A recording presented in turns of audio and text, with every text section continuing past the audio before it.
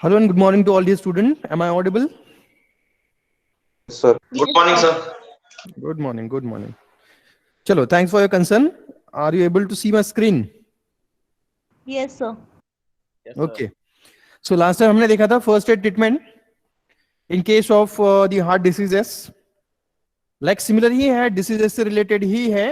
This treatment we call or the emergency situation we call acute heart failure, acute left heart failure. ठीक है? Acute left heart failure. मतलब as per the name indicating इस emergency situation में क्या होगा, left heart जो है वो फेलियर हो जाएगा. Left heart will get failure. You might known the 4 chambers of the heart that we call left atrium. लिखा क्यों नहीं जा रहा?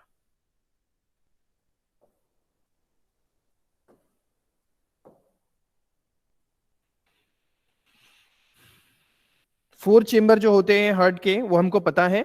That first is the left atrium, then left ventricle, then right atrium and right ventricle. ठीक है, इसको अगर हम लोग वर्टिकल में इस तरह से डिवाइड करें, so it will be divide into 4 parts as you can see in the image. ठीक है, जैसे मैंने क्रॉस किया है उस हिसाब से 4 उसके चेंबर बनते हैं. वर्टिकली अगर हार्ट को डिवाइड करते तो there will be 2 parts left and right. Vertically 2 septum में अगर उसको डिवाइड करते तो लेफ्ट एंड राइट. वरएज अगर हॉरिजॉन्टली उसको डिवाइड करते तो अपर पार्ट जो रहते that we call atrium and lower part we call ventricles.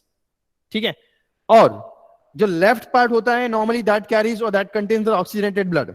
Left part of heart may be left atrium, left ventricle, ये दोनों मिलाकर के जो होता है वो ऑक्सीजनेटेड ब्लड होता है, जो कि आपको इमेज में रेड कलर का आपको डिस्क्रिप्शन दिख रहा है. ठीक है, रेड कलर का डिस्क्रिप्शन आपको दिख रहा है. That is actually we call a left part red, and bluish जो पार्ट दिख रहा है that is the right part of the heart including the right atrium and right ventricle. ठीक है, right atrium and right ventricle that is having a bluish colour. Bluish colour क्यों? Because that will having the deoxygenated blood. समझ में आ गया? ये चीज clear है. जो लेफ्ट पार्ट होता है हार्ट का वो ऑक्सीजनेटेड ब्लड कंटेन करता है, ये कैरी करता है. whereas जो राइट पार्ट होता है which indicating by bluish color that carries the blood which is a deoxygenated blood. इसलिए वहां पे क्या रहेगा, वो ब्लू कलर का इंडिकेट करेगा. समझ में आ रहा है? तो अभी यहाँ पे जो है in this acute left heart failure, left heart काम करना बंद कर देगा due to maybe say what are the coronary arteries are there which supplies the blood to the left part of the heart. वो ये जो coronary arteries रहेगी जो लेफ्ट पार्ट को ब्लड सप्लाई करती है वो ब्लॉकेज हो जाएगी. That leads to a left part failure. मतलब लेफ्ट पार्ट जो है हार्ट का, left atrium and left ventricle, वो कॉन्ट्रैक्ट नहीं हो पाएगा. कॉन्ट्रैक्शन या रिलैक्सेशन उसका नहीं हो पाएगा. अगर वो नहीं हो पाता है तो ऑक्सीजनेटेड ब्लड जो भी पंप हो रहा है through the left part, through this aorta to the overall the body part. Aorta से फिर और मेजर जो आर्टरी होती है वो एओर्टा होती है.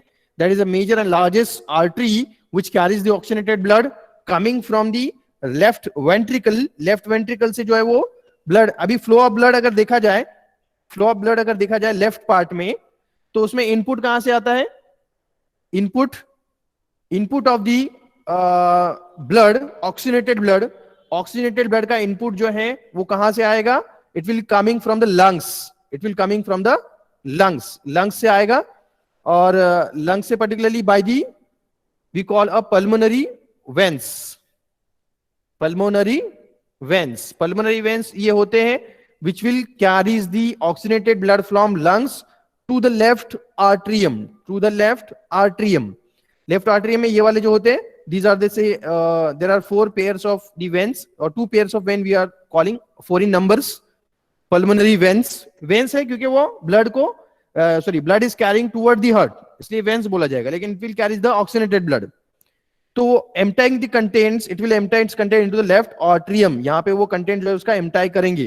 फिर वहां से जो content जाएगा वो it will pump the blood, या heart will pump the blood from left atrium to the left ventricle. फिर लेफ्ट वेंट्रिकल से पंप होने के बाद में blood will enter into the aorta, and aorta से फिर all over the body circulation में ऑक्सीजनेटेड ब्लड जो है सर्कुलेट होता है. This is the flow. Incoming and outgoing दोनों भी मैंने आपको बता दिया कि इनकमिंग जो होता है लेफ्ट आर्ट्रियम में that is from pulmonary veins, and outgoing जो हो रहा है left part of heart that is from left ventricle through the aorta to the all over body part. All over body part. तो ये हो गया incoming through the pulmonary vein, outgoing through the aorta. ठीक है, ये हो गया incoming and outgoing. अगर ये पार्ट काम करना बंद कर दे, left part, left atrium, left ventricle, it got failure, that the condition we are going to discuss, that is acute left heart failure. So in that case what will be happen, क्या होगा कि pressure will get increase. Incoming जिधर से आ रहा है उधर से भी pressure बढ़ेगा बैक साइड, और आउटगोइंग जिधर से जा रहा है उधर में तो ज्यादा नहीं, बट वेनस प्रेशर बढ़ेगा. वेनस प्रेशर बढ़ेगा मतलब जो इनकमिंग हो रहा है पल्मोनरी आर्टरी से, सॉरी पल्मोनरी वेन से, वहां से जो है वहां पे प्रेशर बढ़ जाएगा क्योंकि आगे ब्लड फ्लो नहीं हो रहा है. Again simultaneously pressure will get increases on the venous return also. venous return से venous return का ओवरऑल जो प्रेशर है वो बढ़ जाएगा क्योंकि लेफ्ट पार्ट जो है हार्ट का काम ही नहीं कर पा रहा है. काम नहीं कर पा रहा है मतलब जो रिवर्स आने वाला ब्लड है उसके ऊपर प्रेशर बढ़ जाएगा. समझ में आ रहा है? This condition we calling the acute left heart failure. Left part failure हो जाए, right part is working no problem, लेकिन even though right part work हो रहा है लेकिन लेफ्ट पार्ट काम नहीं कर रहा है, तो एक तरफ से जो है वो फ्लो तो शुरू है लेकिन दूसरी जगह पे रुक गया है. In the flow because it is N close system, हमारा जो होता है वो क्लोज सर्कुलेटरी सिस्टम होता है, तो आधा सिस्टम काम कर रहा है आधा बंद हो गया, तो जो काम कर रहा है वो प्रेशर कंटिन्यूअसली पंप करता रहेगा लेफ्ट राइट पार्ट, लेकिन लेफ्ट पार्ट कुछ रिस्पॉन्स नहीं कर रहा है तो अल्टीमेटली सिस्टम के अंदर प्रेशर बढ़ जाएगा. We call venous pressure is going to be increase, venous return pressure is going to be increase, so that the pulmonary veins pressure increases. यहाँ पे मैंने बोला जैसे pulmonary veins जो है उसका pulmonary venous pressure जो है वो बढ़ जाता है क्योंकि वहां से ब्लड लेफ्ट पार्ट में एंटर हो रहा है लेकिन लेफ्ट पार्ट से आगे नहीं जा रहा है. During which patient feels attack actually and breathlessness. मतलब ये जो लेफ्ट हार्ट फेलियर है we call again heart attack, उसी को भी हम लोग हार्ट अटैक ही बोलेंगे, पार्शियल है लेकिन हार्ट अटैक ही बोला जाएगा. नेक्स्ट इसमें क्या होता है, पेशेंट फील्स ब्रीथलेसनेस, उसकी सांस जो है थोड़ा फूलने लगेंगी या सांस लेने में उसको तकलीफ होने लगेंगी. That may be the time during the attack, during the left heart failure. Now this most attack will occur into the sleep. मतलब नॉर्मली जब पेशेंट या पर्सन जो है कंप्लीटली रेस्टिंग पोजीशन में होता है उस टाइम पे ये अटैक होता है. Most of the time it attack during the sleep.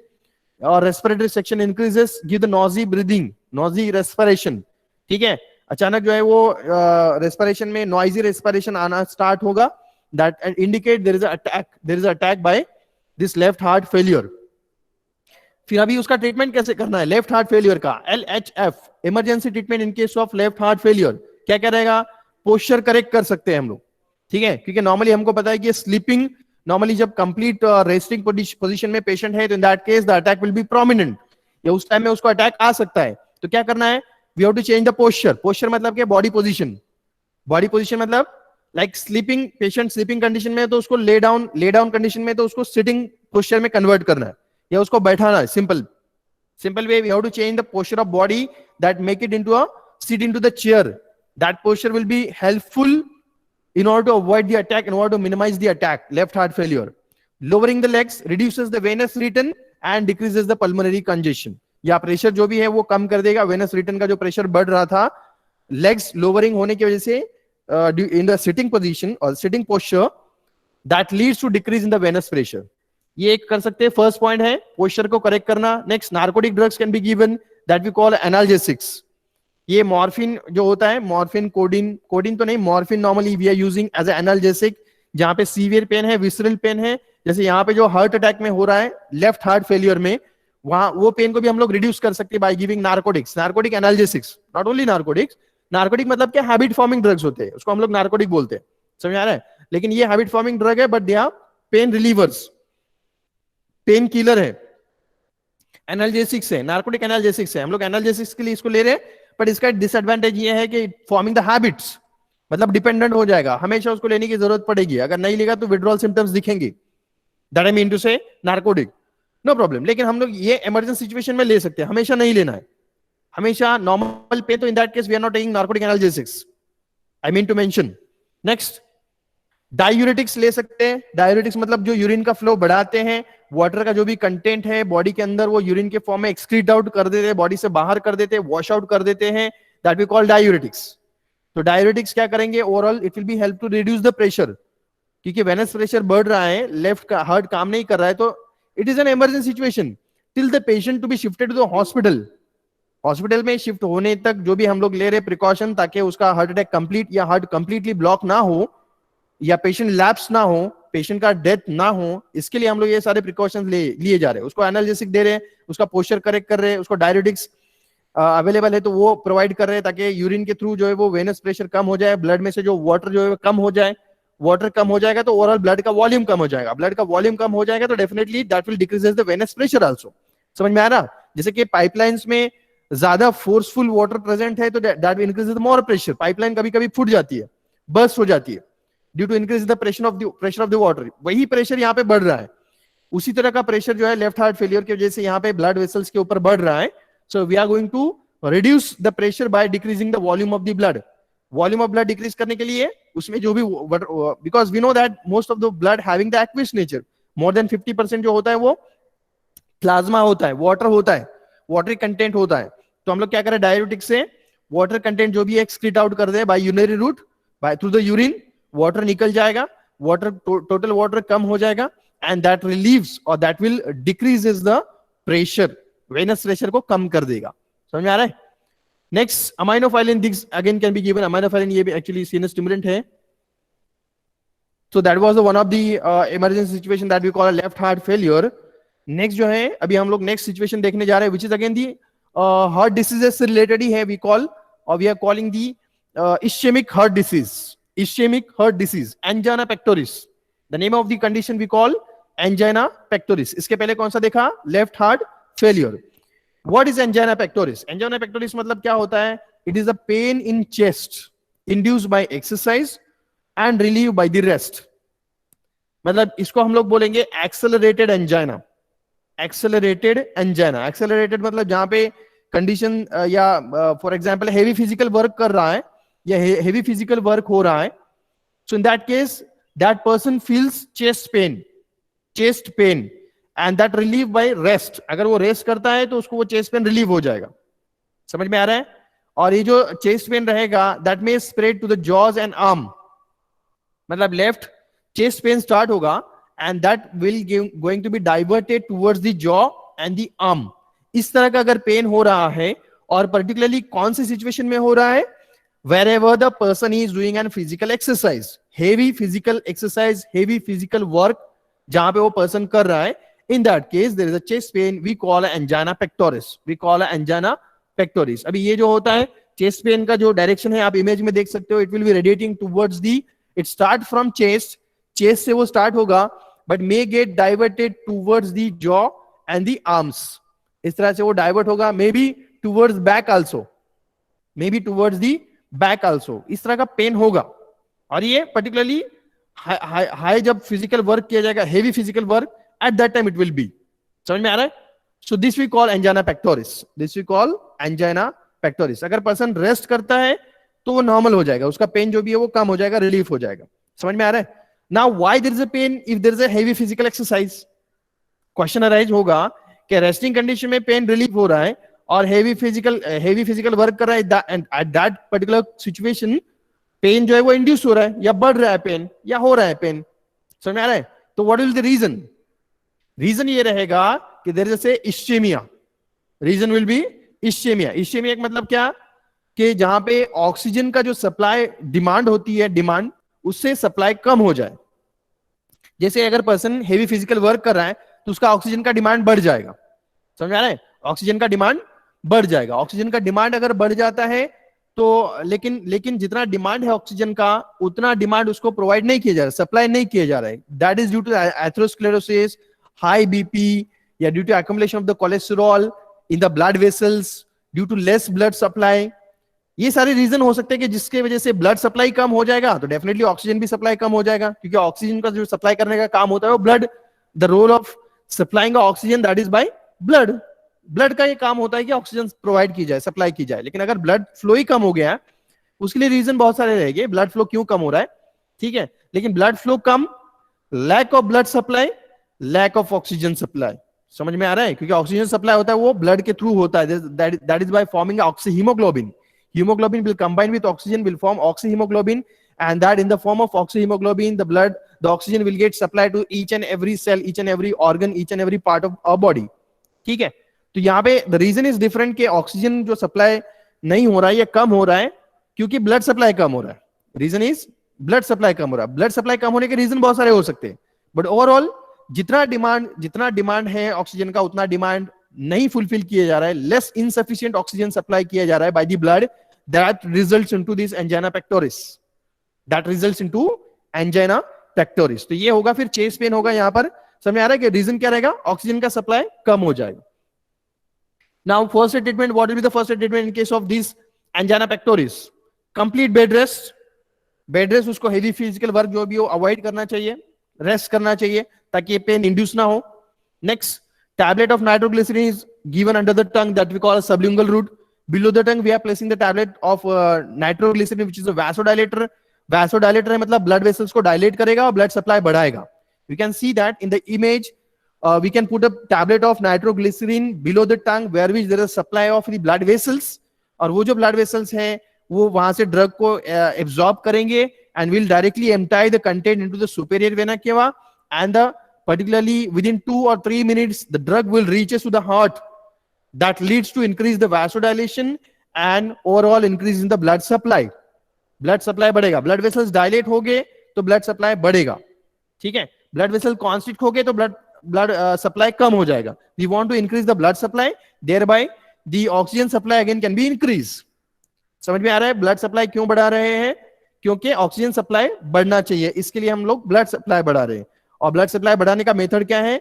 Blood vessels को डायलेट कर दिया जाए. ब्लड वेसल्स को डायलेट करने के लिए क्या करना होगा? We have to give the drug which dilate the blood vessels. तो ये जो ड्रग है that is we call a nitroglycerin which we are placing under the tongue, that we call a sublingual route of administration below the tongue. So that will do the vasodilation and increases the blood supply. Next, ask the patient not to include the laborious work. मतलब heavy work जो है वो patient को avoid करना है, उसको बोलना है कि हेवी वर्क आपको नहीं करना है. नेक्स्ट, coronary arteries ब्लॉक, तो bypass surgery can be perform. ठीक है. जैसे ये आप देखो कि इमेज में दिख सकता है, देख रहे हो आपके, bypass surgery can be perform if there is a say blockage into the coronary artery. जैसे आप देखो यहाँ पे एक एडिशनल जो है वो ब्लड वेसल्स लगाया गया है, दैट इज अ बाईपास.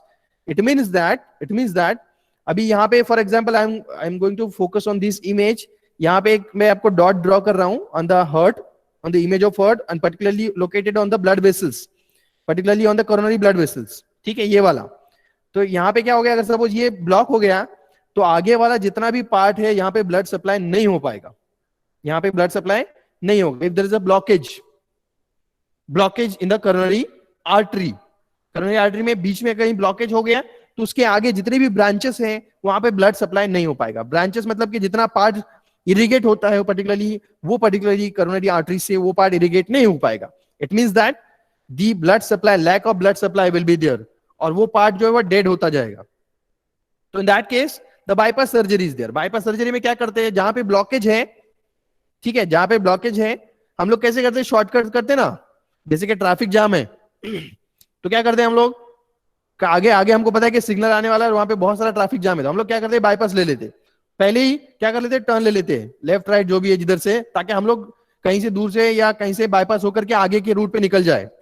लेकिन से यहाँ पर भी जहां पे ब्लॉकेज है वो पार्ट को जो भी है वो पार्ट से आगे के पार्ट में एक वेसल या particularly blood vessel we call, और आर्टरी जो है वो या artificial blood vessel, it is to be connected and that one end to be connected to the aorta जो कि मेन ब्लड सप्लाई है. समझ में आ रहा है? मेन सप्लाई, ब्लड सप्लाई जहां से हो रहा है ऑक्सीजनेटेड ब्लड एवोर्टा, वहां से एक एंड उसका कनेक्ट किया जाता है और सेकंड एंड जहां पे ब्लॉकेज है उसके आगे. ठीक है, मतलब blood will get bypassed directly from aorta to the next part of the blockage. या जहां पे ब्लॉकेज हो रहा है वहां पे आगे ब्लड सप्लाई हो रहा है, मतलब आगे का जो भी है इरिगेशन वो प्रॉपर हो जाएगा. आगे का जो भी इरिगेशन है वो प्रॉपर हो जाएगा. That I mean to say this we call a bypass surgery. अगर जरूरत है तो की जा सकती है, but it's a very costlier way. We call there is so much of the expensive procedures are there.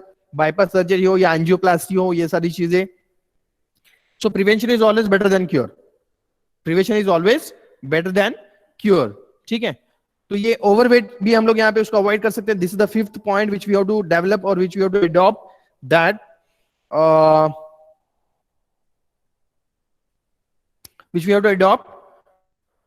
that we have to reduce the overweight. Overweight मतलब जो fat content है वो कम करना है, fatty diet कम लेना है, weight reduce करना है, so that there is a proper blood circulation and these complications like angina pectoris हो, left heart failure हो या congestive heart failure हो, ये सारी चीजें avoid की जा सकती है.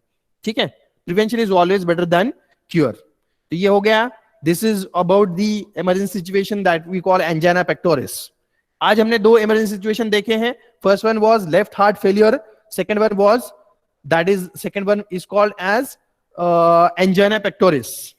ठीक है, उसका फर्स्ट एड ट्रीटमेंट क्या है वो उसके भी थोड़े पॉइंट्स हमने यहाँ पे देखे. Now we are moving toward the next one that is called as CPR, cardiopulmonary resuscitation. Cardiopulmonary resuscitation, CPR. अभी ये जो CPR होता है वो एक ओवरऑल मैं आपको बता दूं कि CPR जो है मोस्ट इंपॉर्टेंट प्रोसीजर होता है, फर्स्ट एड प्रोसीजर होता है to save the patient's life. Every first aider जो है should have to know this one. हर एक जो भी फर्स्ट एडर है उसको ये CPR वाला प्रोसीजर पता होना ही चाहिए. समझ आ रहा है? अब ये CPR कब कौन से कंडीशन में पोजीशन में किया जाता है, या CPR जो है वो it's a parallel position, parallel we can say parallel we can adopt the CPR procedure है. ठीक है, फर्स्ट एड का एक मेथड है, लेकिन कौन से इमरजेंसी सिचुएशन में लिया जाएगा. तो ये नॉर्मली किस सिचुएशन में लिया जाता है, जब पेशेंट जो है वो अनकॉन्शियस हो जाए, ब्रीदिंग नहीं ले पा रहा है, रेस्पिरेशन नहीं कर पा रहा है, या पल्स रेट जो भी है, पल्स रेट जो है वो बहुत लेसर है या एब्सेंट है pulse rate. If there and there is a movement between the patient में मूवमेंट तो बाकी है, लेकिन वो उसके पल्स रेट जो है वो पल्स नहीं आ रहा है, हार्ट रेट या हार्ट का जो भी हार्ट बीट है वो सुनाई नहीं दे रहा है. So, and the respiration, a person is unable to breathe. So, in that case, we are providing an artificial respiration, artificial breathing, artificial contraction of the heart. This we call CPR. समझ में आ रहा है? CPR मतलब क्या रहेगा? Simple artificial respiration provide करना. जो पेशेंट सांस नहीं ले पा रहा है या जिसकी सांस रुक गई है, we call person is unable to breathe due to unconsciousness and all. ठीक है, तो in that case उसको एयर ब्लो करके उसको ऑक्सीजन या उसको एयर ब्लो करके रेस्पिरेशन दिया जाएगा. वो कैसे दिया जाता है मैं आपको बताने वाला हूं. इसका एनिमेशन भी मैं आपको शेयर करने वाला हूं मूडल के अंदर. ठीक है, दूसरी बात ये हो गया आर्टिफिशियल रेस्पिरेशन. अभी हार्ट, ठीक है, हार्ट जो होता है मेजर पंपिंग ऑर्गन होता है, बॉडी का जो होता है major pumping organ is the heart. Heart continuously working by 24/7, continuously contraction relaxation मतलब कि पंपिंग करता रहता है, जिसकी वजह से ब्लड सप्लाई कंटिन्यूअस रहता है. If due to any of a reason the heart is unable to contract, the heart is unable to pump the blood, heart रुक गया है, तो in that case क्या होगा, ब्लड सप्लाई नहीं होगा अदर बॉडी के अंदर, और अदर बॉडी के अंदर ब्लड सप्लाई नहीं होगा तो that leads to a death. तो हमको एक सेकेंडरी ये चीज भी करनी है इन CPR प्रोसीजर के we have to do the contraction of the heart. हम लोग बाहर से एक प्रेशर अप्लाई करेंगे जिससे हार्ट का कॉन्ट्रैक्शन होगा, कॉन्ट्रैक्शन एंड रिलैक्सेशन. जो हार्ट बीट होता है या we call a contraction relaxation of the heart, उसको हमको आर्टिफिशियली करवाना है by applying the external pressure. वो एक्सटर्नल प्रेशर कैसे अप्लाई करते हैं हम लोग वो सब देखेंगे, लेकिन ओवरऑल ये हमको ओवरऑल जो ऑब्जेक्टिव होता है CPR का, कार्डियोपल्मोनरी रिसस्सिटेशन का, वो ये होता है कि हमको जो है वो प्रोवाइड करना है artificial respiration, artificial breathing as well as artificial contraction to the heart, artificial contraction to the heart. तो ये चीज हमको करना है बाय CPR. तो अभी हम लोग देखेंगे what is CPR, cardiopulmonary resuscitation. तो CPR is most important as I told. Next, never give the any type of liquid. जो पर्सन बेहोश हो जाए उसको कभी भी पानी या कोई तरह का लिक्विड नहीं पिलाना है, क्योंकि लिक्विड अगर पिलाया तो सीधे सीधे वो लंग्स में जाके ब्लॉक करता है. ठीक है, it will not enter in the food pipe, it will enter in the wind pipe, that is the respiratory tracts. तो इसके हिसाब से never give any type of liquid, may be water, milk, anything, कुछ भी नहीं देना है अगर पेशेंट बेहोश हो गया है. Never keep pillow under the head. ठीक है, may it block the breathing. अगर वो सांस ले रहा नहीं पा रहा, वो तो हमको चेक करना है, नो प्रॉब्लम, लेकिन जो पिलो वगैरह होता है वो हेड के नीचे नहीं रखना है. If you are placing a pillow beneath the head, तो क्या होता है कि उसका हेड मतलब ऊपर जाएगा और जो चीन है वो नीचे जाएगा, जिसकी वजह से जो रेस्पिरेशन उसका ब्लॉक हो सकता है, मतलब जो विंड पाइप है वो ब्लॉक हो सकता है. समझ में आ रहा है व्हाट आई मीन टू से? We never have to be keep a or put a pillow below the head. Below the head की वजह हम लोग उसके नेक के नीचे उसको रख सकते हैं. Below the neck we can, so that the neck will be upward, chin will be upward as you can see in the image. देख सकते हो आप यहाँ पे जो है वो थर्ड इमेज में देख सकते हैं कि अगर हमने कुछ मतलब if you are placing a hand beneath the neck or if you are placing any type of like roll करके हमने उसको बेडशीट रख दिया है या पिलो रखा है below the neck, so it will be helpful. तो उसकी वजह से विंड पाइप वगैरह खुल जाएगा, ट्रॉकिया या विंड पाइप जो है वो खुल जाएगा। लेकिन अगर हम लोग हेड के नीचे रखते तो वो ब्लॉक हो जाएगा, ठीक है। तो never put a pillow. Next, one can keep a pillow beneath the feet also, so that there is a say the legs become raised and the venous return become easy। legs जो है raise कर सकते हैं, या we can put a pillow beneath the feet so that the legs rises। legs अगर ऊपर आते हैं, अगर legs का लेवल बढ़ता है तो venous return easy आ जाएगा, मतलब हार्ट के ऊपर ज्यादा प्रेशर नहीं आएगा, समझ आ रहा है। venous return easy आ जाएगा तो उसकी वजह से हार्ट के ऊपर ज्यादा प्रेशर नहीं आएगा। CPR should be started immediately and it is be done by ABC, formula by ABC। ABC ये फॉर्मूला है CPR परफॉर्म करने का, कार्डियक पल्मोनरी रिसर्कुलेशन करने का ये फॉर्मूला होता है ABC। A stand for airway pathway, B stand for breathing, C stand for cardiac massage, ठीक है। इस फॉर्म में हम लोग CPR परफॉर्म करते हैं। क्या क्या होगा? ABC, A stand for airway pathway, B stand for breathing, C stand for cardiac massage. तो A stand for airway pathway, मतलब हमको जो एयरवे पाथवे है उसको हमको क्लीन करना है। We have to clean the airway pathway so that it should not block, the air can be blow in the lungs, that we call airway, cleaning of airway। A stand for airway pathway, it means that what we have to do in airway, we have to clean the airway pathway। airway pathway मतलब इस तरह से देखिए, हमको क्या करना है, patient को इस तरह से ले डाउन करना है, as well as we have to open his mouth if there is no fracture by jaw। jaw का अगर फ्रैक्चर नहीं है तो हम लोग उसका माउथ ओपन कर सकते हैं। we have to either keep our hand or any of the folded things we call a bed sheets and blanket maybe beneath the neck, so that the neck will become upward, chin become upward and head become downward, ठीक है। इस तरह से हम लोग उसको जो है वो अरेंज कर सकते हैं पेशेंट को। तो इस तरह से अगर हमने अरेंज किया उसको तो इसका मतलब ये होता है कि एयरवे पाथवे वो क्लीन है। या if there is any of a debris present या एनी तरह का कोई सिक्रीशन वगैरह प्रेजेंट है तो उसको विदिन वी कैन रैप और हैंकी विदिन आवर 2 फिंगर्स, ठीक है। 2 फिंगर्स को रैप करके हम लोग उसको जो भी माउथ के अंदर प्रेजेंट है, any type of salivary secretions, any type of food debris वगैरह वगैरह, उसको हम लोग उसको बाहर निकाल सकते हैं, उसको क्लीन कर सकते हैं, ताकि नेक्स्ट स्टेप जो हमको परफॉर्म करना है ब्रीदिंग वो इजी हो। या हम लोग अगर एयर ब्लो करते हैं थ्रू द माउथ तो वो सीधे सीधे लंग्स में जाना चाहिए। Not any of the object will get going to be choke up. मतलब अगर सपोज ऑलरेडी थोड़ा बहुत फूड का पार्टिकल प्रेजेंट है माउथ के अंदर और अगर हमने एयर ब्लो किया मतलब there is a obstruction in the airway pathway. Air blow करने के बाद में जो भी ऑब्स्ट्रक्शन रहेगा फूड मटेरियल पार्टिकल जाकर के लंग्स में जाके चोक कर देगा। तो इसके लिए हमको ये देखना है कि anything is not being we have to examine the cavity, mouth cavity of the person, that there is no anything, any obstructions या any obstacle is there inside the mouth, and if anything is there we have to clean it. मतलब ये होगा A stand for airway pathway, we have to clean the airway pathway and we have to arrange the patient in such a way so that the clean and there is no any obstruction in the airway pathway। ये हो गया A वाला step हो गया, that is the A। next, after cleaning the mouth, change the position of the fish। ये जो मैंने आपको बोला इस तरह से हमको अरेंज करना है उसको पेशेंट को, ठीक है। This is the cleaning of the mouth. Anything if it is present, obstacle or any food particle or any stuff is present in the mouth cavity, we have to clean it with the 2 forefingers by wrapping with the hand key। Hand की से rap करके जो भी mouth cavity में अगर कोई obstruction में भी फूड पार्टिकल्स वगैरह प्रेजेंट है तो उसको क्लीन करना है। Any salivary secretions are there, we have to clean it. Next step भी मैंने बोला कि anything we can place below the tongue or below the shoulder so that the chin will become upward and head become downward, so that the airway pathway become clean and airway pathway is free to blow the air। next जो part होता है,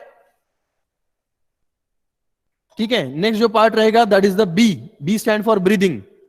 ए देखा हमने जिसमें हम लोग airway pathway clean करेंगे, clear करेंगे। Next B stand for breathing. अभी ब्रीदिंग जो है वो 2 तरह से दिया जाता है।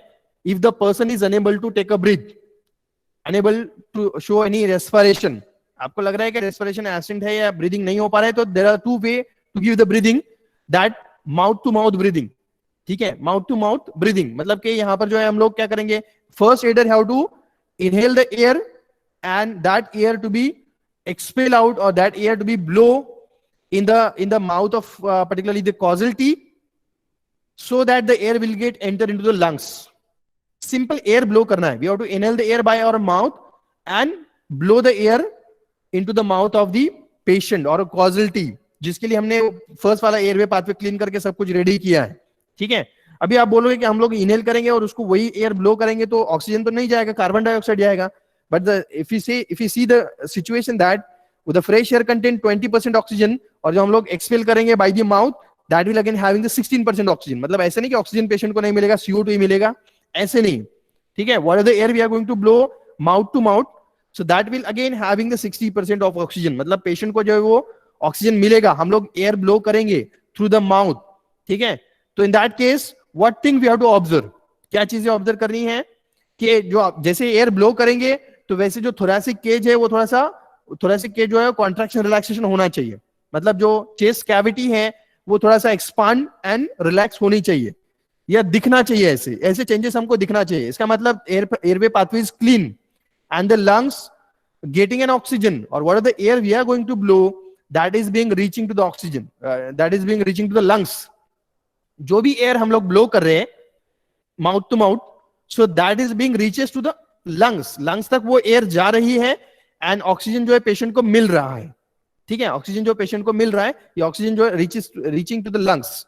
ऐसा कितने बार करना है? We have to repeat the cycle of blowing the air 12 breathings per minute. कितना करना है?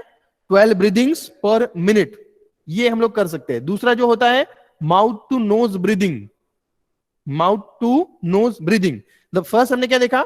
ब्रीदिंग में दो तरह से ब्रीदिंग दिया जा सकता है. आर्टिफिशियल ब्रीदिंग जो है वो रेस्पिरेशन या एयर ब्लो किया जा सकता है. तो first is that mouth to mouth breathing. Second one is mouth to nose breathing. तो अच्छा, फर्स्ट केस में जो है हम लोग जो माउथ टू माउथ ब्रीदिंग कर रहे थे, in that case we have to pinch the nose, या नोज को एक हाथ से क्लोज करना है and blow the air through the mouth, so that what the air we are going to blow will not leak through the nose. Nose से बाहर नहीं आना चाहिए, माउथ से वो एंटर होना चाहिए. इसलिए हम लोग नोज को क्या करेंगे? बंद कर देंगे. समझ में आ रहा है? so that in case of mouth to mouth breathing. next is mouth to nose breathing. so in that case we have to close the mouth by keeping a hand of the first aider on a mouth of causality and blow the air through the nose. blow the air through the nose. And same observation हमको observe करना है कि thoracic cage जो है वो lungs का जो cavity होता है, या lungs is being expanding and relaxing. मतलब जो whatever the air we are blowing that will reaches to the lungs, ये रीच हो रही है उसका इंडिकेशन रहेगा. अगर ऐसे नहीं हो रहा है तो इसका मतलब वहां पे ब्लॉकेज है.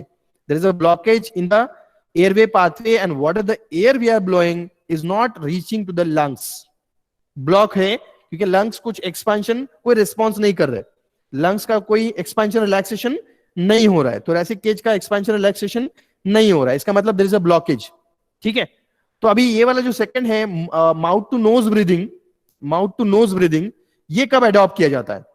इसके लिए सिचुएशन ये है कि if there is a fracture of jaw, lower jaw का अगर फ्रैक्चर हो गया है, उसको अगर हम लोग माउथ ओपन करते हैं एयर ब्लो करने के लिए तो पूरा पूरा डिस्टर्ब हो जाएगा. जो लोअर जॉ का फ्रैक्चर हुआ है वो बहुत ज्यादा मतलब पूरा डिसलोकेट हो जाएगा. इसके लिए we cannot disturb the mouth. That's why we are going to close the mouth by with the one hand of the first aider and nose के through air blow करना है. nose के through air blow करना है. And this is again actually हम लोग जो कर रहे हैं ये artificial respiration देने के लिए हम लोग कर रहे हैं. ठीक है. artificial respiration, या patient is unable to take a breath, in that case we are giving an artificial respiration. तो इसलिए मैंने आपको पहले ही बोला है कि you don't have to be shame to give the artificial breathing by mouth to mouth or mouth to nose. मतलब it's a part of proud. अगर किसी की हम लोग जिंदगी बचा पा रहे हैं, किसी को हम लोग हेल्प कर रहे हैं in this critical situation where which the person may be struggling for life. ठीक है. लास्ट मोमेंट पे या लास्ट मोमेंट के लाइफ पे वो स्ट्रगल कर रहा है, उसको अगर हम लोग थोड़ा हेल्प कर सकते हैं, उसकी लाइफ को सेव कर सकते हैं, we are becoming a media. हम लोग एक जरिया बन सकते हैं कि किसी की लाइफ हम लोग बचा सके. so it will be the part of proud. definitely it should be the part of proud, not a part of shame. समझ में आ रहा है? so this was the method we call a breathing. second step था A stand for airway pathway, जिसमें हम लोग airway pathway clean करेंगे, क्लियर करेंगे. next breathing. breathing दो तरह से दिया जा सकता है, that by mouth to mouth and mouth to nose breathing. ठीक है. और उसका जो साइकिल मैंने बोला कि 12 cycle we have to repeat. अभी ये और एक हम लोग ऑल्टरनेटिव मेथड देख रहे हैं Suppose for example you are not unable to give the breathing by nose or by mouth, so we having an other alternative method again. उसके अलावा भी और सारे बहुत सारे मेथड हैं जिससे हम लोग और ब्रीदिंग दे सकते हैं, या ब्रीदिंग जो है air can be blow, air can be enter into the lungs of casualty and ultimately oxygen will reach to the oxygen will reach to the lungs. समझ में आ रहा है? So इसमें एक method that we call arm lift chest pressure method. This we call a Silvester method. इसको क्या बोला जाता है? Silvester method. Arm lift chest pressure method मतलब हमको क्या करना है, आर्म्स को लिफ्ट करना है और चेस्ट के ऊपर प्रेशर अप्लाई करना है. जो हम लोग एयर ब्लो कर रहे थे जिससे लंग्स का या थोरैसिक केज का एक्सपांशन रिलैक्सेशन होना चाहिए था, वो नहीं हो पा रहा है. You are not, or first aider is not able to give either a mouth to mouth or mouth to nose breathing. In that case, this is again an alternate method to give the artificial breathing that we call arm lift chest pressure method. Name itself indicating this is also called as Sylvester method. Sylvester method by the name of scientist. And arm lift chest pressure method मतलब क्या करना है, arms को lift करना है और chest के ऊपर प्रेशर अप्लाई करना है. वो कैसे करना है उसका मेथड हम लोग यहाँ पे देख रहे हैं. ठीक है, तो इसमें क्या करना है, पहले put the victim in such on his back so that the face will be upward. उसके बाद में raise his shoulder and keeping by keeping a folded blankets under the shoulder so that the head will fall down. Next grab मतलब hands को उसके grab करना है, forearms near the wrist and cross them to press them over the lower part of the chest, and the pressure should be causes and the airflow will out of the victim's nose or mouth. It should be done. चलो ये तो हमने wordings में यहाँ पे देख रहे हैं. एग्जैक्टली नेक्स्ट प्रोसीजर जो हम लोग देखेंगे इमेजेस के फॉर्म में मैं आपको बताने वाला हूं. यही चीज that is we call arm lift chest pressure method. Immediately pull out the arm upward and outward over his head with a sweeping movement and place them backward as far as possible for 3 seconds. ये देखिए arm lift chest pressure method में क्या किया जाता है, what we have to do, we have to lay down the patient on his back. ये वाला जो होता है फर्स्ट ये जो है ये इमेज में आप देख सकते हो. we have to lay down the patient on his back and we have to put certain material, maybe the folded blanket and all beneath the shoulder so that the mouth will get, chin become upward and the head fall down. ठीक है, and the mouth can be easily open up. Okay, this is the first we call a first position or first step. Next step में क्या करना है, hold the hands near the wrist and stretch it out, or maybe you can bend it cross and place on the chest and apply the pressure on the chest. ये देखिए इस तरह से third image में हम देख सकते हैं कि we can hold the hands particularly and it may be making it cross और बेंड करके जो है वो प्रेशर अप्लाई कर सकते हैं on the lower part of the chest so that the air should get flow out of the mouth. और third step is that stretch the hand outward. Stretch the hand, ये हम लोग इसको second step बोलेंगे. This will be the third step जिसमें हम लोग जो हैंड्स पेशेंट के या कॉजलिटी के स्ट्रेच कर रहे हैं. तो जिसकी वजह से क्या होगा, अभी देखो दो चीजें होती हैं. पहला चीज when we are applying a pressure in second step on the lower part of the chest and by folding his or by crossovering the hands and applying the pressure on the chest, so that leads to expel the air. और जो third stage है जहां पे हम लोग hand stretch कर रहे हैं by stretching the hand outward and away from the head like this, like you can see in the third stage. तो इन दैट केस एयर जो है वो एंटर होगा. एयर विल बी या inhalation of air will be there by the causality through the mouth and through the nose. तो मतलब inspiration and expiration वाला जो स्टेप होता है, inspiration will be in case of step 2 and expiration, expel outing the air from the lungs, from the thoracic cage, that can be occur in third step. So this is the one of the method we call arm lift chest pressure method. Arms को हमको lift करना है as you can see in the third stage, and chest pressure we have to apply as you can see in second step. ठीक है, और first step जो है that is the preparation of the patient to apply this method. This method we call silver star method, arm lifts chest pressure method. ये भी method है that is of giving an artificial breathing. समझ में आ रहा है? Mouth to mouth breathing, mouth to nose breathing, this arm lift chest pressure method, this is the third method to give the artificial breathing. मतलब जो patient सांस नहीं ले पा रहा है उसको क्या मिलेगा कि ऑक्सीजन मिलता रहेगा. That is our M. Breathing का मेथड, ब्रीदिंग का मतलब क्या है कि उसको ऑक्सीजन मिले. और पैरेलली हम लोग third step that is the cardiac massage, जो एबीसी के फॉर्मूला में आता है सी, वो भी हम लोग परफॉर्म करने वाले हैं. तो उसकी वजह से क्या होगा, ब्लड फ्लो भी होता रहेगा. अभी यहाँ पे हम लोग ओनली ब्रीदिंग वाला देख रहे हैं. थर्ड स्टेप में हम लोग कार्डियक मसाज भी देखेंगे.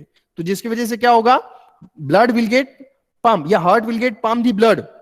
मतलब दोनों चीजें, रेस्पिरेशन एंड कार्डियक जो एक्टिविटी होती है that is the activity of the heart, वो भी हमको रिज्यूम करना है.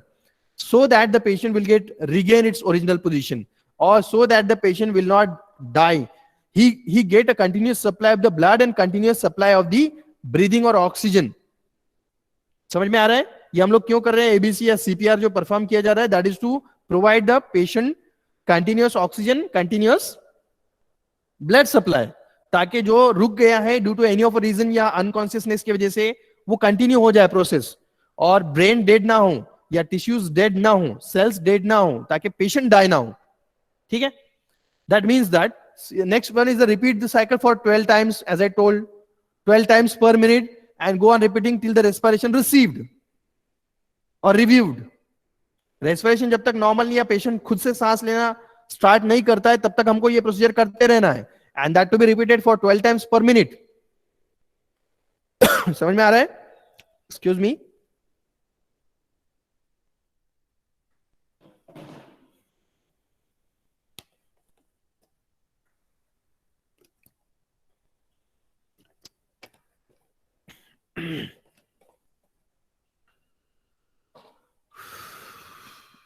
और ये चीज जो परफॉर्म कर रहे हैं हम लोग आर्टिफिशियल रेस्पिरेशन का मेथड, इसमें हम लोग को ये भी चीज देखना है कि airway pathway should be remain clean, ताकि ये सारी चीजें हम लोग जो आर्टिफिशियल रेस्पिरेशन के लिए आर्म लिफ्ट चेस्ट प्रेशर ये मेथड जो अप्लाई करें, in this case the air should gate enter into the lungs through the mouth cavity. अभी नेक्स्ट वाला जो मेथड है उसी से सिमिलर है, लेकिन यहाँ पे जो है पोजीशन पेशेंट का हमने डिफरेंट रखा है, या जो पोस्चर रखा है वो अलग रखा है. This method we call a fourth method. Fourth method है this we call arm lift back pressure method. वहां पे क्या था, arm lift chest pressure method. हम लोग लिफ्ट आर्म को लिफ्ट कर रहे थे और चेस्ट के ऊपर प्रेशर अप्लाई कर, लोअर पार्ट ऑफ चेस्ट के ऊपर प्रेशर अप्लाई कर रहे थे. यहां पर क्या करना है, आर्म को लिफ्ट करना है and we have to apply the pressure on back. That we call Holger's method और हॉलगर्स निल्सन मेथड. ठीक है, and name itself indicating arm lift back pressure method. So as you can see in the image, first step, lay down the patient in a front, not on a back, laying down on the front so that the face will toward down and head become up. ठीक है, इस तरह से हमको apply करना है. और इसके जो दोनों हैंड्स है इस तरह से उसको फोल्ड करना है. As you can see in the second image, in this image, we have to fold his both the hands and hold at the elbow joint पे hold करना है by the first aider and lift up. lift up. तो इसकी वजह से क्या होगा, there is a expansion of lungs and air will get fill into the lungs. मतलब ये होगा inhalation, or that we call a inspiration, entering of the air into lungs. ठीक है, और उसके बाद में, और ये बहुत ज्यादा लिफ्ट नहीं करना है. when we are holding the hands, particularly जो folded hands है, when we are stretching the hands, particularly when we are holding the hands, when a first aider is holding a hand by holding his elbow towards upward, as you can see in this image, तो ये बहुत ज्यादा ऊपर की तरफ नहीं लेना, नहीं तो फ्रैक्चर हो जाएगा. शोल्डर में जो भी है डिस्प्लेसमेंट, डिसलोकेशन हो जाएगा and that may be much painful. ठीक है, थोड़ा बहुत ऊपर लेना है so that there is an expansion of the thoracic cavity. And next third step will be the applying a back pressure. ये यहाँ पर जो है हम लोग उसको बैक प्रेशर अप्लाई करेंगे. तो arm lift back pressure, arm lift back pressure, इस तरह से हमको जो उसको बैक प्रेशर अप्लाई करने से क्या होगा, what the air will get feel out, will get expel out. जो भी एयर आर्म लिफ्ट करने की वजह से फील हुई थी वो क्या होगा, बैक प्रेशर अप्लाई करने की वजह से बाहर निकल जाएंगे. मतलब there is a expiration, inspiration, expiration, completely we call a respiration, we call a respiration. तो हम लोग यहाँ पे क्या कर रहे हैं, आर्टिफिशियल रेस्पिरेशन प्रोवाइड कर रहे हैं by arm lift back pressure method. ठीक है, arm lift back pressure method. So this is all about the breathing, this is all about the breathing. ये वर्डिंग्स में दिया गया है सेम जैसे मैंने आपको बोला कि 12 टाइम्स रिपीट करना है arm lift back pressure method also. So this is all about the breathing. मतलब हमने कौन से स्टेप कंप्लीट किए अभी तक, A B and C amongst the cardiac pulmonary resuscitation. CPR में CPR is perform by formula ABC. A stand for cleaning of airway pathway, B stand for breathing.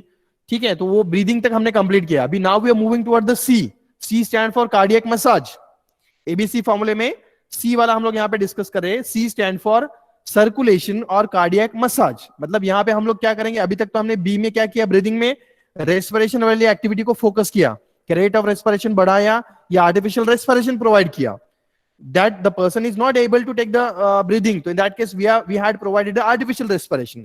अभी यहाँ पे जो है थर्ड स्टेप में कार्डियक मसाज में, और सी stand for cardiac massage और सर्कुलेशन, यहाँ पे हमको ब्लड फ्लो बढ़ाना है। मतलब जो हार्ट का जो एक्टिविटी होता है, कॉन्ट्रैक्शन एंड रिलैक्सेशन और पंपिंग ऑफ अ ब्लड, वो एक्टिविटी यहाँ पे हमको रिज्यूम करना है। ठीक है, मतलब सर्कुलेशन यहाँ पे रिज्यूम करना है। सर्कुलेशन हमको प्रोवाइड करना है, artificial circulation, artificial contraction to the heart, artificial pumping to the heart, because heart is unable to pump. Situation ऐसा बन गया है कि हार्ट जो है वो अपने आप से पंप नहीं कर पा रहा है, तो हमको यहाँ पे आर्टिफिशियल पंपिंग वहां पे उसको प्रोवाइड करना है।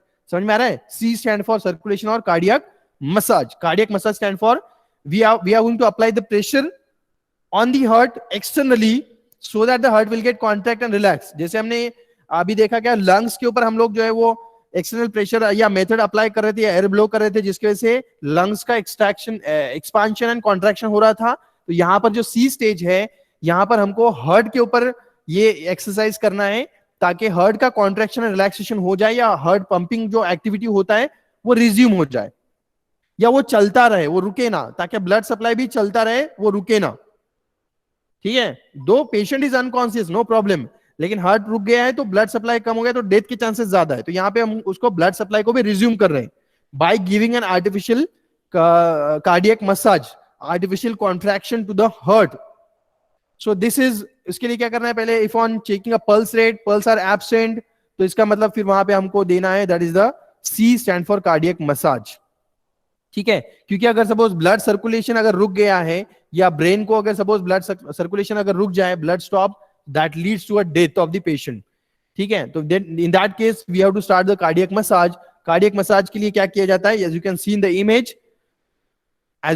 image, we have to apply a pressure on the chest with the hand। first aider have to apply the pressure on the chest। अभी इसका exactly method है, लेकिन ये इमेज जो रहेगा, this will be image for cardiac massage, जहां पे patient जो है जिसको हार्ट अटैक आ रहा है, in that case again we can give, क्योंकि हार्ट अटैक में भी क्या होता है, हार्ट जो है काम करना बंद कर देता है, या हार्ट जो है वो रुक जाता है।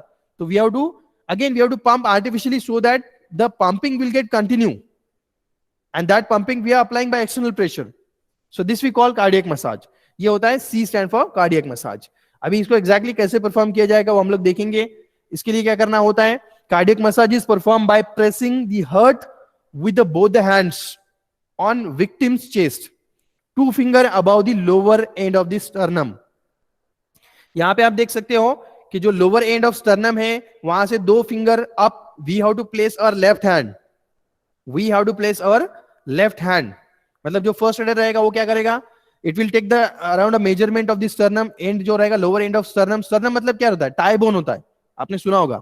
Sternum is a tie bone, it look like a tie, इस तरह का होता है, और इसको जो है वो रिब्स अटैच होती है, इसको क्या होती है, रिब्स अटैच होती है, that we call a sternum. ठीक है, it's a tie bone, actually tie bone रहेगा, और जिसको जो है वो रिब्स अटैच रहेगी, that we call a sternum. तो स्टर्नम से 2 फिंगर अप जो है हमको लेना है, we have to take a measurement in such a way that we have to place left hand, we have to place a left hand 2 finger above the lower end of the sternum, और ये left hand हम लोग रख रहे हैं उसको, actually we have to bend it towards our wrist, या we have to bend in such a way that it become V, हमारे जो लेफ्ट हैंड का शेप है वो वी हो जाए, और रिस्ट जॉइंट जो है वो एग्जैक्टली जो पाम होता है, पाम, ठीक है, मस्कुलर जो पाम होता है, that exactly press on the sternum, aligning the sternum. और वो उसके ऊपर फिर हमको लेफ्ट हैंड तो पहले रख चुके हैं, राइट हैंड हमको उसके ऊपर रखना है. As you can see in this image, we have to place the second or right hand on the left hand on V shape, या जहां पे एग्जैक्टली बेंड हुआ है हमारा left hand, particularly at the wrist joint, by touching a finger up, या finger जो रहेंगे वो अप साइड रहेंगे, whereas the palm जो रहेगा palm that is touching to the sternum. ठीक है, और जो स्पॉन्जी है, जो मस्कुलर या जो सॉफ्ट पार्ट होता है पाम का, वो स्टर्नम के ऊपर रहेगा. इस हिसाब से हमको लेफ्ट हैंड प्रेस करना है. It should be in V shape. On overlapping we have to place the right hand left hand के ऊपर आएगा, ऊपर से, and we have to merge और both the fingers, right hand और लेफ्ट हैंड की जो फिंगर्स है उसको मर्ज करना है. It should be, left hand should be V shape, and then we have to apply the pressure downward toward the spine. Then we have to apply the pressure downward toward the spine. Downward way में हमको pressure apply करना है नीचे की तरफ, ताकि जो है वो थोरेसिक केज जो है वो प्रेस हो. या अल्टीमेटली द प्रेशर आर्टिफिशियल, या we can say that the external pressure will apply on the heart, क्योंकि जस्ट उसके नीचे हार्ट होता है. थोरेसिक केज के अंदर beneath the sternum there will be heart. और अगर हम लोग इस तरह से ऊपर से प्रेशर अप्लाई कर रहे हैं तो अल्टीमेटली हार्ट के ऊपर भी प्रेशर जाएगा, और हार्ट के ऊपर प्रेशर जाएगा तो वो क्या होगा, देयर इज अ से कॉन्ट्रैक्शन ऑफ द हार्ट. मतलब हार्ट प्रेस होगा, सिंपल प्रेस होगा, तो उसके अंदर जो भी ब्लड सप्लाई है वो आगे की तरफ जाएगा, जो कॉन्ट्रैक्शन की वजह से होता है. मतलब simply a contraction of the heart by pressing of the heart externally. This we call artificial cardiac massage. Next, अभी जो है, as I told that we have to apply the pressure on patient chest. Put your left hand, now start pressing with the force of both your hands, one above the other. These are the wordings actually. Down toward the spine. Pressure कैसे apply करना है? Down toward the spine, मतलब नीचे की तरफ. Spine कहां होता है? नीचे रहेगा ना, बैक की तरफ रहेगा ना, spinal cord we call a spine. 4 centimetre in adults, मतलब इतना हमको उसको प्रेशर अप्लाई करना है कि जो थोरेसिक केज है या स्टर्नम है वो 4 सेंटीमीटर तक डेप्थ जाए, नीचे जाए, फिर उसको छोड़ देना है. फिर it will regain its position. उसके बाद में applying a pressure with the heel of your hand. ठीक है, and then we have to relax it. After applying the pressure for about half an second, release the pressure after each compression. मतलब हमको simple compression apply करना है. Completely get relax the pressure so that the sternum return to the normal position. And the compression and relaxation time should be equal. मतलब press किया हमने, फिर उसको छोड़ देना. ठीक है, मतलब स्टर्नम को हमने प्रेस किया था may be approximately 4 centimetre depth, मतलब प्रेशर अप्लाई करने के बाद में वी कॉल अ कॉम्प्रेशन. उसके बाद में उसको छोड़ देना है, मतलब रिलैक्स, प्रेशर रिलीव करना है. छोड़ देना मतलब hand, we don't have to remove our left hand और right hand from the position. Just हमको प्रेशर रिलीव करना है सो दैट द स्टर्नम जो भी डिप्रेस हुआ था वो रिलैक्स होकर के नॉर्मल पोजीशन में आ जाए. And normally we are applying for half second के लिए हम लोग प्रेशर अप्लाई कर रहे हैं, फिर रिलीव कर रहे हैं. सो नॉर्मली ये भी थोड़ा बहुत होता है कि रिलीविंग टाइम है और कॉम्प्रेशन टाइम है, ये नॉर्मली सेम रखना है. मतलब जितने देर के लिए हम लोग उसको कॉम्प्रेस कर रहे हैं उतने देर के लिए उसको रिलैक्स होने देना है. And this will be continued till, अभी ये कब तक कंटिन्यू करना है? Cycle for around 60 to 70 times पर मिनट. 60 to 70 क्यों? क्योंकि नॉर्मल जो हार्ट बीट होता है 60 to 70 होता है. ठीक है, नॉर्मली 70 होता है हार्ट बीट, मतलब इतने बार हार्ट जो है वो कॉन्ट्रैक्शन रिलैक्सेशन शो करता है. तो as we are giving an artificial contraction to the heart, like in same way उतने ही बार हमने उसको प्रेस करके रिलैक्स करना है. मतलब अगर हम लोग पर मिनट देखा जाए तो हाफ सेकंड के लिए हमको प्रेशर अप्लाई करना है, हाफ सेकंड के लिए रिलीव करना है. तो 60 सेकंड अगर 1 मिनट में होते तो 60 to 70 टाइम्स कॉन्ट्रैक्शन रिलैक्सेशन हो जाएगा.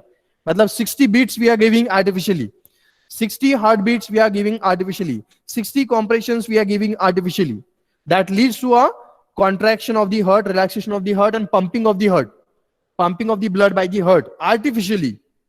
तो इसकी वजह से क्या होगा? ब्लड फ्लो चलता रहेगा. जो काम हार्ट अपने आप कर रहा था वो नहीं कर पा रहा है, तो हमने उसको आर्टिफिशियली कॉन्ट्रैक्शन रिलैक्सेशन दे करके हार्ट का कॉन्ट्रैक्शन रिलैक्सेशन किया, जिसकी वजह से जो है वो कंटिन्यूअस ब्लड सप्लाई चलता रहता है. And there is no back flow, you know very well. जो अभी आप बोलोगे कि ऐसे कैसे होगा, कैसे पॉसिबल है? Because I mean to say that, मुझे इसका एक्सप्लेनेशन ये देना है कि जो ब्लड वेसल्स होते हैं उसमें भी there are valves, reverse flow उसके अंदर नहीं होता है। पल्सेटाइल फ्लो जो होता है ना, पल्सेटाइल फ्लो, एक बार उसके अंदर मतलब बैक फ्लो जनरली नहीं होता है आर्टरीज में से। आर्टरीज में एक बार ब्लड आगे की तरफ फ्लो होता रहे तो बैक फ्लो नहीं होता है। और हम लोग जो कॉन्ट्रैक्शन रिलैक्सेशन या आर्टिफिशियल पंपिंग जो प्रोवाइड कर रहे हैं टू द हार्ट, जिसकी वजह से ब्लड फ्लो आगे आगे चलता ही रहेगा, मतलब ब्लड वेसल्स के अंदर से ब्लड फ्लो चलता रहेगा, वापस नहीं आएगा। It will come to the venous return, no problem, लेकिन आर्टरी से वापस नहीं आएगा। जो ऑक्सीजनेटेड ब्लड जो सप्लाई होना चाहिए वो होता रहेगा। आई मीन टू से, समझ में आ रहा है कि जो हमने फॉर एग्जाम्पल जो ब्रीदिंग वाला स्टेज किया था, वहां पे हम लोग क्या कर रहे हैं कि we are providing the oxygen in the lungs. और जो ये सी वाला जो स्टेज है जिसमें कार्डियक मसाज हम लोग कर रहे हैं, तो इसमें क्या कर रहे हैं हम लोग, artificial pumping to the heart, मतलब ब्लड फ्लो जो है वो मेंटेन कर रहे हैं, ऑक्सीजन फ्लो भी मेंटेन कर रहे हैं। समझ में आ रहा है? Oxygen flow by a stage breathing and blood flow by this third stage we call cardiac massage. तो इससे हम लोग आर्टिफिशियल कॉन्ट्रैक्शन दे करके हार्ट को भी पंपिंग एक्टिविटी बढ़ा करके ब्लड फ्लो भी मेंटेन कर रहे हैं। मतलब अगर सपोज ये सारी चीजें अगर लंग्स में हो रही है, मतलब समझ में आ रहा है क्या, कि अगर ऑक्सीजन हम लोग प्रोवाइड कर रहे हैं लंग्स में और ब्लड सप्लाई हार्ट के थ्रू प्रोवाइड कर रहे हैं, तो लंग्स में ऑक्सीजनेशन होता रहेगा फिर ब्लड का, डेफिनेटली। समझ में आ रहा है क्या? जो ऑक्सीजन मिलना चाहिए वो लंग्स में, oxygenation of the blood will continue, क्योंकि ब्लड तो सप्लाई हो रहा है बाय दिस कार्डियक मसाज, तो लंग्स तक तो ब्लड जाएगा, और ब्लड जो जाएगा वो उसका ऑक्सीजनेशन भी हो रहा है, क्योंकि हम लोग आर्टिफिशियल ब्रीदिंग भी वहां पे दे रहे हैं।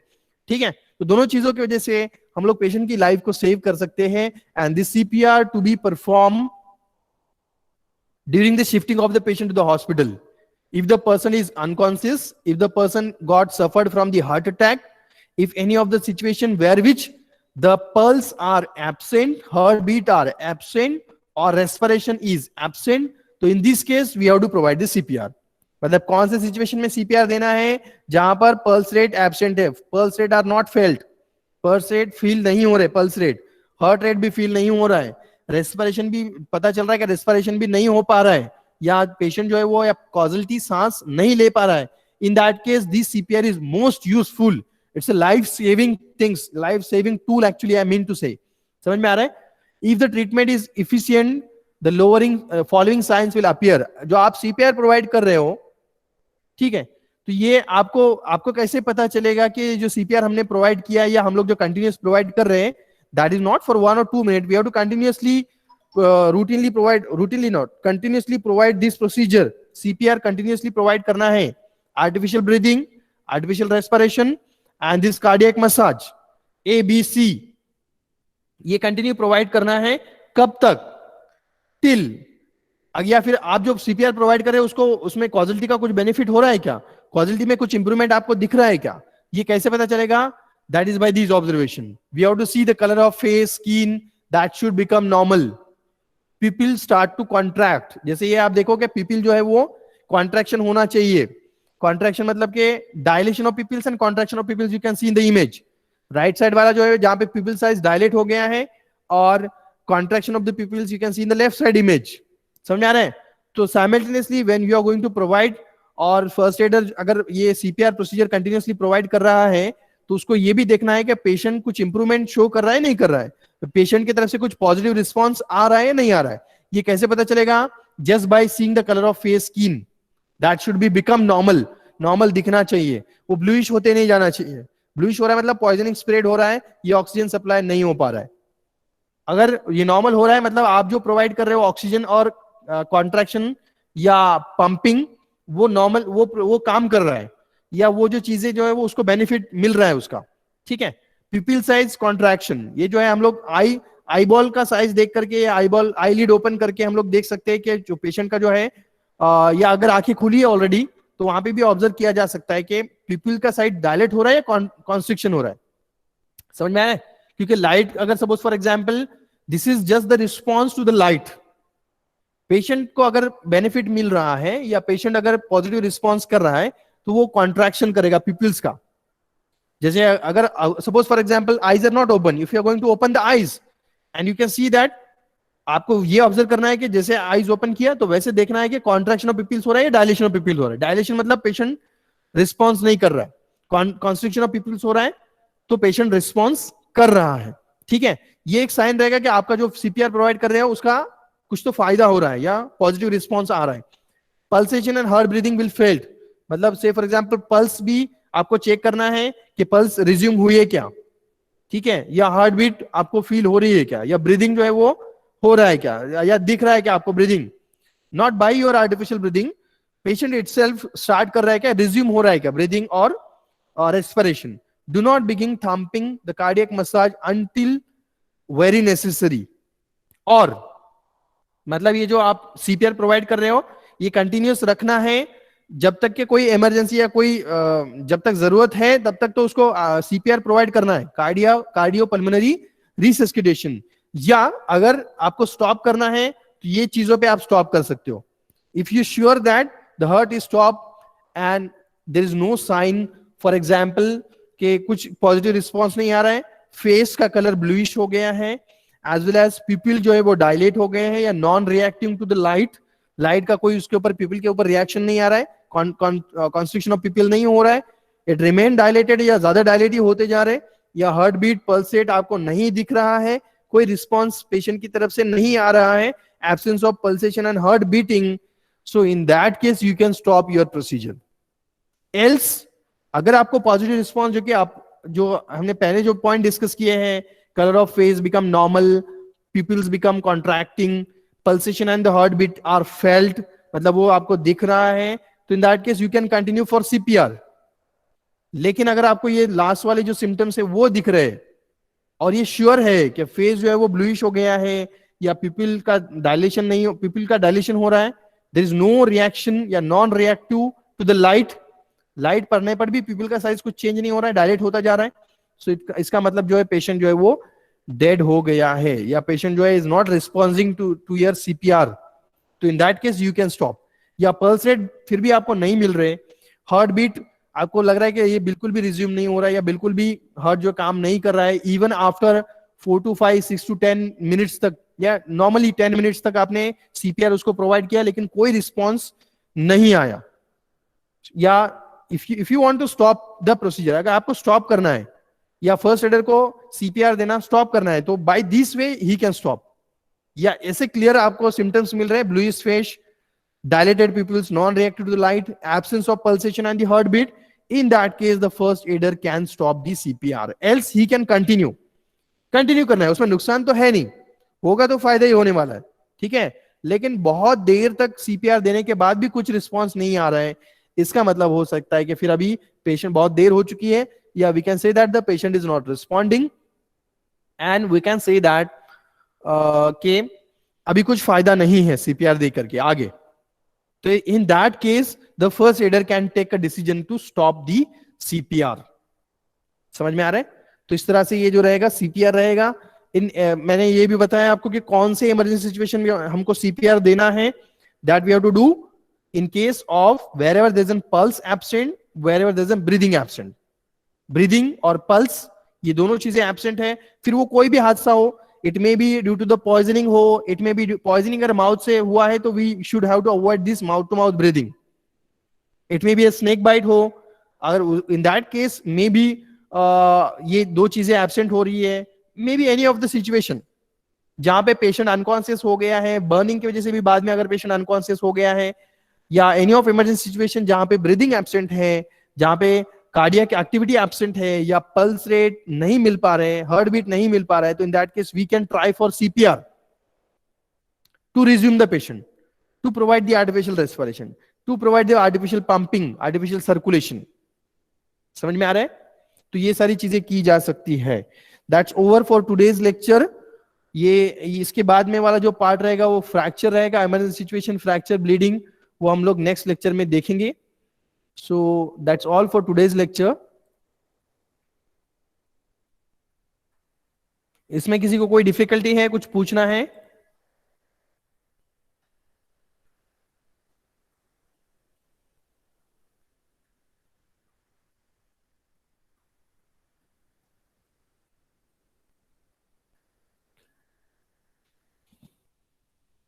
Hello, Yes, sir. कुछ डिफिकल्टी है इसमें, आज का जो टॉपिक हो गया उसमें? No, sir. No, sir. No, sir. No, sir. Good good, मतलब नो सर तो डिफिकल्टी नहीं है, ये तो दो केस में हो सकता है, एक तो पूरा पूरा समझ गया होगा या तो कुछ भी नहीं समझा होगा. You are at which side I don't know, लेकिन यही दो पॉसिबिलिटी है कि जिसमें जो है वो कुछ डिफिकल्टी नहीं हो सकती है. एक तो 100% लर्निंग या कंसेप्ट क्लियर हो गया है, या तो 100% जीरो, वी कैन से 0% कंसेप्ट है. You are at which side? समझा सर. ओके गुड, ठीक है. अभी मुझे ये बोलना है कि मूडल में आप लोग जो है वो रिस्पॉन्स नहीं कर पा रहे हो या नहीं कर रहे. Regarding the second and third topic, that is environment and health and this first aid, बहुत कम लोग हैं जो क्विज अटेंड किए हैं, बहुत कम लोग हैं जिन्होंने दिस असाइनमेंट सॉल्व किया है. समझ में आ रहा है? You may be in a trouble, आप लोग प्रॉब्लम में आ सकते हो, बिकॉज आई टोल्ड कि जो फर्स्ट सेशन आपका अभी होने वाला है 15 फरवरी से, वो मूडल के ऊपर ही होने वाला है. As like you are solving the quiz in Moodle, same pattern will be there for your first sessional examination, theory examination. समझ में आया? और एक चीज मुझे ये बोलना है कि किसी ने अभी तक Moodle में लॉग इन नहीं किया होगा तो उसको फर्स्ट सेशनल एग्जामिनेशन देने ही नहीं आएगा. He is unable to give the first sessional examination.